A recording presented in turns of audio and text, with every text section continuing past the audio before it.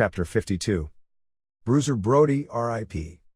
My wife, our two boys and I had just finished lunch and were heading back to the La Quinta Hotel in Charlotte, North Carolina.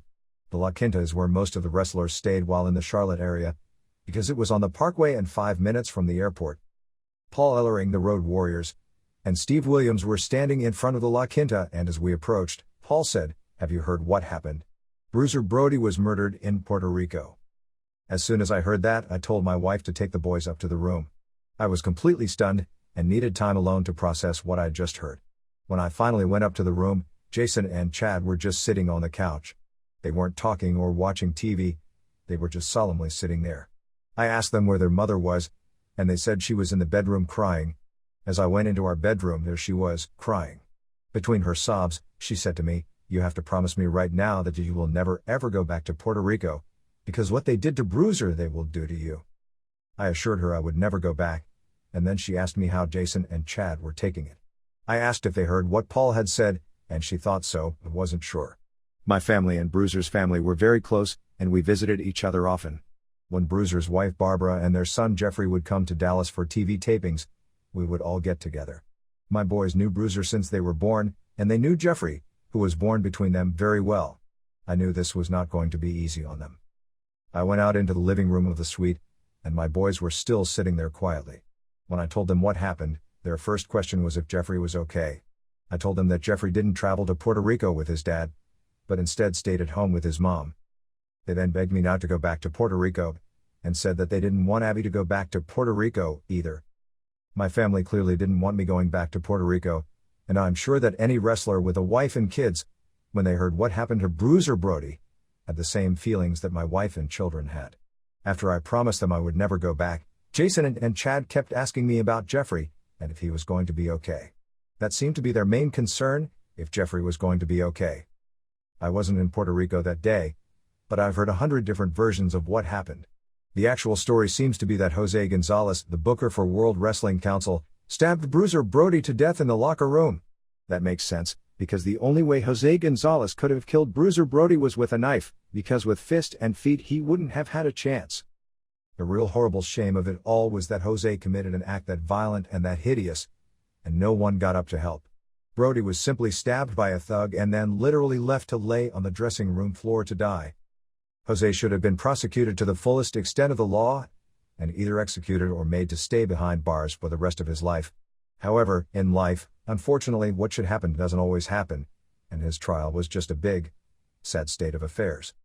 I had met Jose during my trips to Puerto Rico, and he said he knew me from Chicago, but I had no memory of him. I just looked at him as one of the local guys, and never did business with anyone other than Carlos Colon. Even though Jose committed the murder, Carlos ended up paying a heavy price, both with his business and in the way people looked at him. American wrestlers used to use Puerto Rico as their personal hideaway and vacation place, and all the young guys would go through Puerto Rico to learn how to become professional wrestlers. After the heinous murder, all of that was sacrificed, and Carlos could no longer get good quality talent.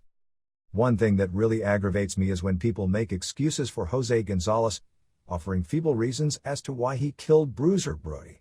One of the top excuses is by saying that Brody cut a deal with Jose for a guarantee, and then held him up by demanding more money, thus hijacking the promotion. People have the gall and the audacity to attribute that lie to his death in Puerto Rico in a pathetic attempt to give that motherfucker Jose some sort of a credible motive for doing what he did.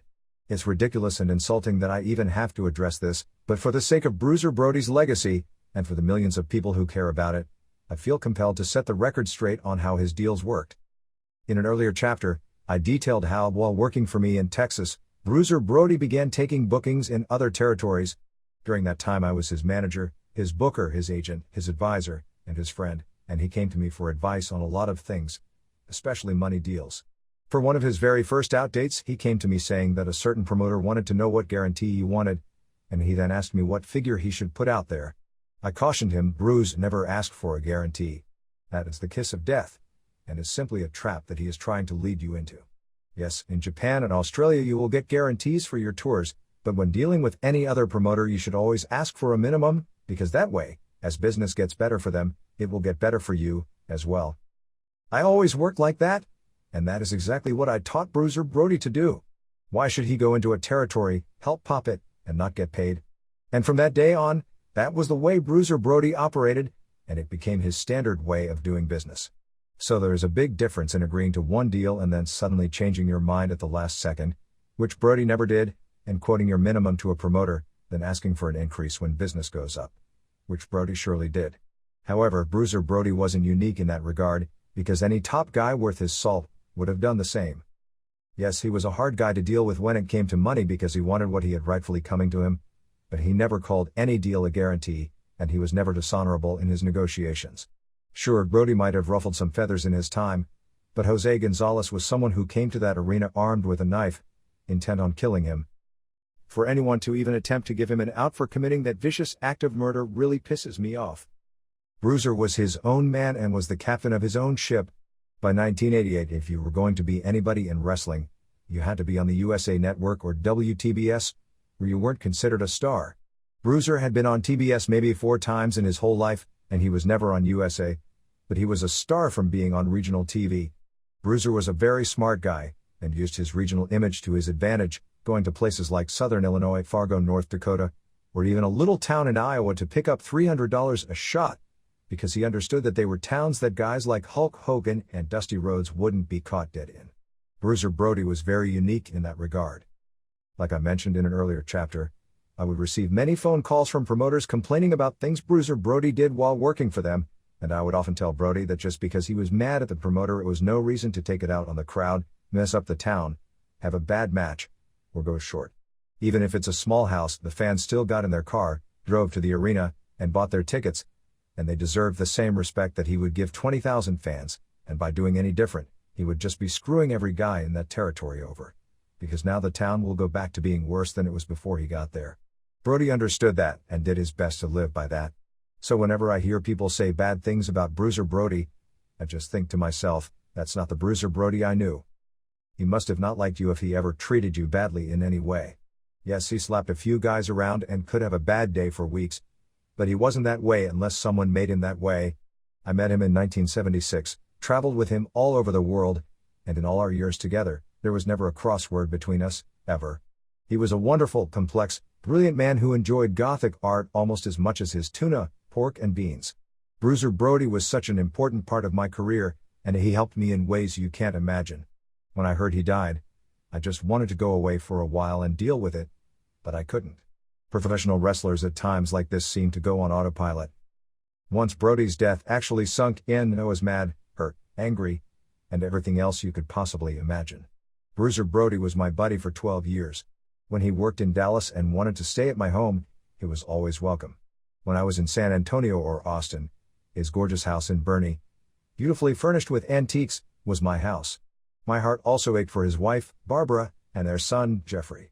It's so horrible to deprive a child of his father and to deny a wife the protection and love of a husband, and there was nothing Brody loved more than to be with his family.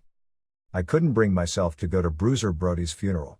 That doesn't mean that I don't have respect or feel pain for his family, it's just something that I couldn't do. I didn't go to David and Mike Von Erich's funerals, either. I just couldn't do it. I would rather pretend Bruiser was in Japan, and think that maybe he would call me tomorrow and ask if I had any bookings. Bruiser was many things to me, but most importantly, he was one of my very best friends until the day he died, and I miss him to this day. I only hope that I was as good a friend to him as he was to me,